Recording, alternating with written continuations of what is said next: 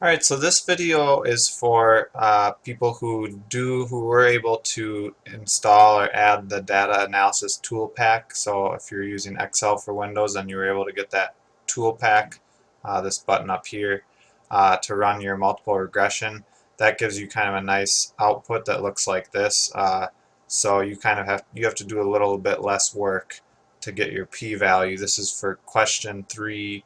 Part E, where I'm asking you to evaluate the null hypothesis that in the population the slope coefficient of the variable that you're most interested in is equal to 0. So that's the null hypothesis. You're evaluating whether there's evidence to reject that null hypothesis and conclude that there really is kind of a relationship between your variable, explanatory variable of interest, and your response variable. So in this case, I've been using gas price as my variable of interest. That's what I did the simple regression with. So I'm going to look at the p-value of gas price. And it's right here in the output table, the default output table that you get. You get the p-values computed for you. So if I look at the p-value for gas price, that's 0.296, so it's about 0.30. So that would be kind of the first part of the answer for part E, is you just report that's the p-value of the coefficient, regression coefficient for gas price. And then to interpret that, what that really means is that if the true coefficient was 0 in the population, meaning that in the population of all cities that I'm interested in, if the true gas price if the true relationship between gas price and my response variable bike commuting was 0, if there was really no relationship, I would only expect to see a coefficient that was this large or larger about 30% of the time.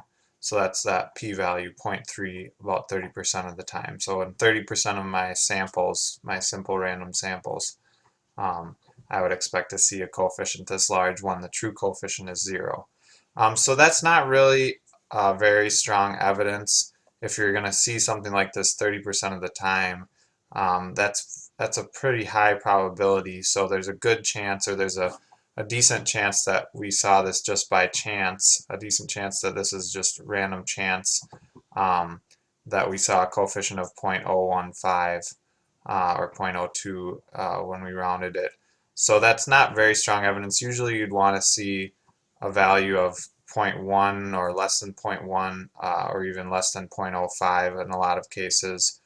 So actually my other two coefficients, the p-values are both less than 0.05. So that means that in less than 5% of the samples would we expect to see these coefficients if they really were 0 in the population. So there's actually better evidence that these other coefficients are actually different from 0 than for my variable of interest. But you only need to worry about one variable for part E, so just find that p-value and report it, and then interpret what that means in terms of the probability that we would see this coefficient given the null hypothesis that the true coefficient is 0 in the population.